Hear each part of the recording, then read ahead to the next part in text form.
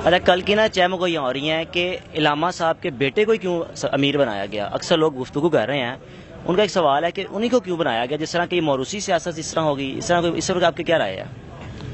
دیکھیے، ہمارا کوئی خاندانی سیاست میں ایسا کوئی نہیں تھا، نہ ہم سیاسی ہیں، ہم الحمدللہ ایک مذہبی لوگ تھے۔ السلام علیکم ناظرین، آپ دیکھ رہے ہیں میرا پاکستان اور میں ہوں آپ کا ہوسٹ حارث بھٹی۔ میرے ساتھ موجود ہیں علامہ خادم حسین رضوی صاحب کے بڑے بھائی امیر حسین صاحب۔ کل ان کا جنازہ تھا خادم حسین رضوی صاحب کا، اور پاکستان تو کیا دنیا کی تاریخ کا سب سے بڑا جنازہ جو کہ کل مینار پاکستان میں ادا کیا گیا، جہاں نظر دہرائی جائے آپ کو انسانوں کا سمندر ہی نظر آئے گا، اور تقریباً میں نے خود اس جنازے کو میں نے کور بھی کیا، وہاں پہ بھی رہا ہوں۔ بھی گستاخی ہوتی تھی، سب سے پہلے آ کر کھڑے ہوتے تھے اور نعرہ بلند کرتے تھے، لبیک لبیک یا رسول اللہ۔ میرے ساتھ موجود ہیں خادم حسین رضوی کا بڑے بھائی، ان سے گفتگو کرتا ہوں اور کچھ ایسی باتیں ان سے جاننے کی کوشش کرتا ہوں کہ جو لوگ جاننا چاہتے ہیں کہ خادم حسین رضوی صاحب بچپن ان کا کیسا گزرا ان کے ساتھ، اور ماشاءاللہ جس طرح ان کا بولنے کا انداز تھا، ایک دھڑلہ پن تھا ان میں۔ وعلیکم سر۔ وعلیکم السلام ورحمۃ اللہ۔ سر، سب سے پہلے تو میں آپ سے غم کا اظہار کروں گا، اور دوسرا یہ کہ امت مسلمہ کے لیے ایک بہت بڑا لاس ہے یہ رضوی صاحب کا جانا دنیا سے۔ آپ ان کے بڑے بھائی ہیں، آپ کا ان کے ساتھ بچپنا کیسا گزرا؟ اور ماشاءاللہ اتنی دھڑلی دار ان کی آواز، اتنا دھڑلے دار، اوے لوگوں کو تاڑ کے رکھ دیتے تھے جو بھی گستاخ ہوتا تھا۔ ان کے بارے میں کچھ ایسی باتیں بتائیں کہ جو لوگ سنیں اور لوگوں کا ایمان اور تازہ ہو جائے۔ بسم اللہ الرحمن الرحیم۔ یہ حقیقت میں مبنی یہ ہوتی ہے کہ اگر دیکھیں والدین کی پرورش، اس میں افیکٹ پہلا ہوتا ہے، اس سے جو یہ سارا انعام ملا ہے، جو بھی اس کی زندگی کے حساب ملا ہے، اس سے اپنی والدہ صاحبہ کے محترمہ کے گود سے ملا ہے۔ ٹھیک ہے۔ ہماری والدہ محترمہ صاحبہ تو ایک اللہ کی مخلوق تھی، اور ہمارے علاقے جانتے ہیں جی، کیونکہ پھر بات یہ ہے کہ اپنا جو کھانا کھلانے کا قسم تھا، پاک صاف ہو کے بچوں کو کھلانا، ہمیں کھلانا، ساتھ کھاتے تھے پیتے تھے۔ اور دوسری بات یہ ہے کہ اس ہمارے بھائی میں ان خود کو کوالٹی ایسی کچھ نظر آ رہی تھی، کچھ ہوئی کہ مجھے دیکھا والدین کچھ مجھ سے پیار بھی زیادہ کرتے تھے۔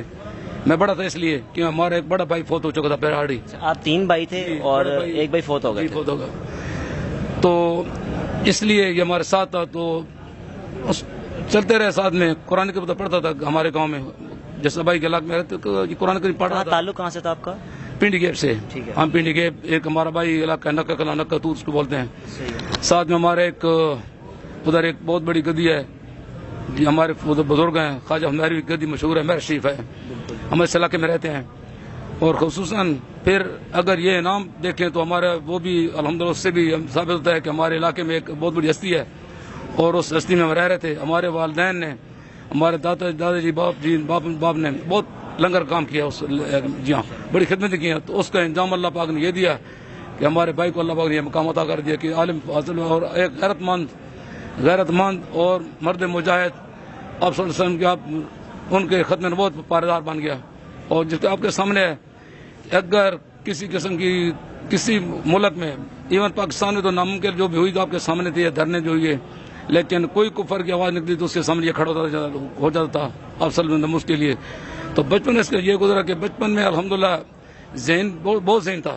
اس کے استاد نے کہا تھا کہ آپ ہمارے گاؤں کا استاد تھا، قوم ترکان کا تھا، اس نے کہا بھائی اگر چاچا جی آپ اس کو اچھے مدرسے سے ڈال دو، یہ بچہ ہم سے آگے جا رہا ہے۔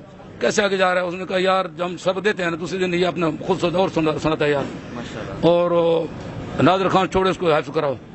حفظ سن الحمدللہ تقریباً 1.5 سال میں مکمل کر کے، پہلے سے جب وہ سنایا بچپنا اپنا حافظ قرآن، یہ رمضان کریم اس قرآن کریم سنایا، تو پورے قرآن کریم اس کو 3 متصابے لگے، پورے قرآن کریم میں 3 متصابے۔ پھر ساتھ ہی تھے، لیکن اس کو 4تھی کلاس میں والدین نے چھڑا کے اس کو مکمل اسلامی تعلیم لگا دیا۔ انہوں نے کہا نہیں انگلش تعلیم آپ چھوڑ دیں، یعنی کہ 5ویں کے بعد اسلامی تعلیم کے دنیاوی تعلیم ختم کر دیا تعلیمی تعلیم۔ اور اس کی یہ وجہ اس نے کہا کہ میں خود یہ تعلیم استعمال نہیں پڑھنا چاہتا، میں قرآن کریم پڑھوں گا اور مجھے کہیں کتابیں پڑھائیں۔ ماشاءاللہ۔ جی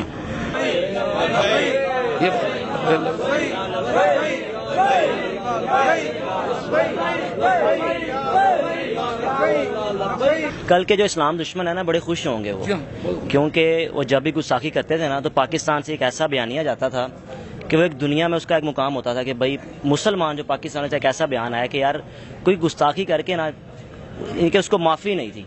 تو کیا سمجھ ان کی کمی پوری ہو سکتی ہے کہ جس طرح سفیر کا، یعنی کہ جو فرانس کا جو معاملہ ہوا تھا تو فیض آباد دھرنے میں بھی رہے، اور ان کو سفیر کو یعنی کہ دربدر کرنے کے لیے 2 دن وہاں پہ رہے، کیا آپ سمجھتے ہیں کہ وہ کمی پوری ہو سکی؟ کوئی ایسا مرد مجاہد کھڑا ہو پائے گا ان کے مقابلے میں آ کے جس طرح وہ تھے؟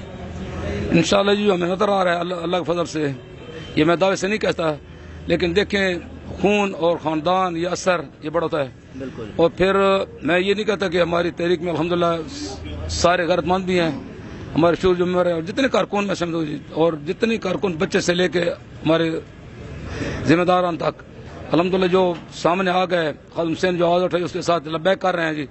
تو میں کہتا ہوں الحمدللہ کہ ان لوگوں کی جو ہمت ہے ہمارے ساتھ یہ کر رہے ہیں تعاون.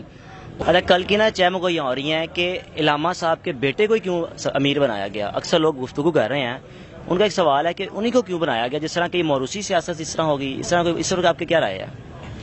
دیکھیے ہمارا کوئی خاندانی سیاست میں ایسا کوئی نہیں تھا، نہ ہم سیاسی ہیں، ہم الحمدللہ ایک مذہبی لوگ تھے، اور مذہبی ہیں اور سنی ہیں، یہ سارے علاقے کو پتہ ہے سنی ہے ماشاءاللہ. اور دوسری بات یہ ہے عمر کا تقاضا نہیں ہوتا، یہ اللہ پاک کی دین ہے جس کو اللہ تعالیٰ فرما دے. اب دیکھیں خادم حسین صاحب نے جن استاد سے پڑھا ہے وہ بھی ماشاءاللہ تاجات ہیں، تاجات ہیں جن سے انہوں نے پڑھا ہے، اور حفظ قرآن کیا وہ بھی ابھی زندہ ہے، اسٹارٹ جن سے حفظ قرآن کیا ہے وہ بھی ابھی زندہ ہے. تو انہوں نے خود کلام ہے کہ یہ اللہ پاک کی دین ہے جس کو اللہ پاک لے دے. اور دوسرے یہ ہے کہ یہ بچے اس کی اولاد ہیں اور اس کا خون ہے، اور میں نے بچوں کا رویہ دیکھا ہے کہ شروع سے لے کر آج تک یہ والد صاحب کے خلاف چلے نہیں.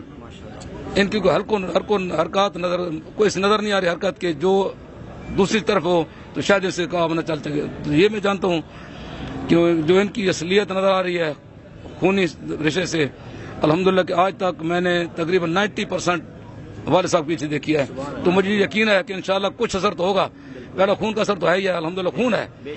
تو دوسرا ہمارا خاندانی اثر یہ ہے کہ الحمدللہ رب العالمین خاندان ہمارا کسی آج تک جھکا نہیں. یہ بڑی بات ہے کہ ہمارے والد صاحب بھی آج تک کسی جھکا اور کسی سیاسی یا کسی نمبر ملک کی انہوں نے پناہ نہیں لی آج تک. جیسے کہ ہمارے بھائی بھی سامنے آ گیا کہ ہم نے کسی کی پناہ نہیں لی، اللہ کا شکر ہے اور نہ لیتے ہیں.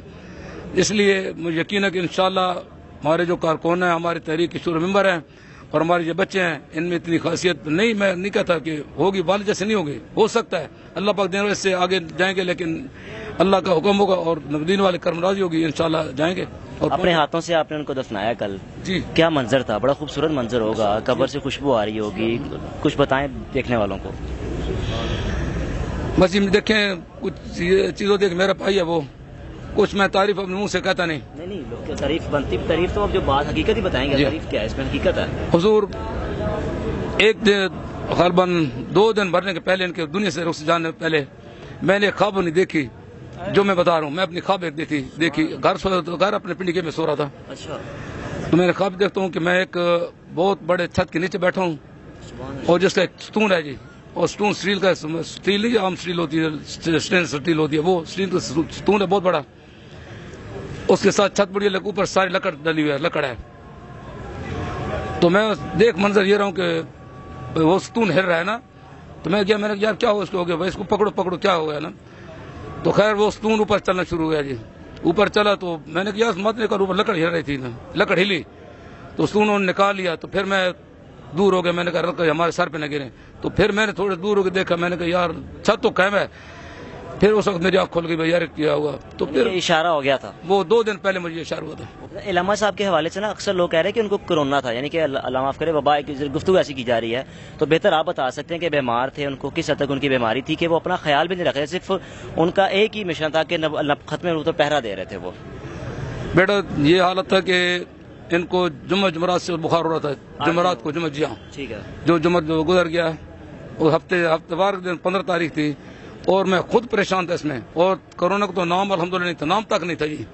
ان کی جو صحت سب کے سامنے تھی، وہ فیض آباد پہنچے اور 101 اس وقت بھی ان کو بخار تھا، لیکن بخار اور نمونیا مکس ہو گیا تھا. نمونیا کی وجہ سے سر ادھر بھی رات کو میں نے کہا خادم حسین الحمدللہ آپ آ گئے یہاں، یہ بہت بڑی بات ہے.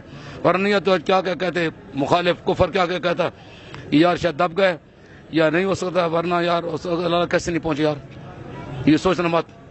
ناظرین آپ نے گفتگو سنی امیر حسین صاحب کی، اور ان کا یہی کہنا ہے کہ انشاءاللہ اللہ تعالیٰ کے فضل و کرم سے ان کے جو بیٹے ہیں محمد صادق صاحب ان کے مشن کو آگے لے کر چلیں گے. میزبان حارث بھٹی کو دیجیے اجازت. میرا پاکستان، اللہ حافظ.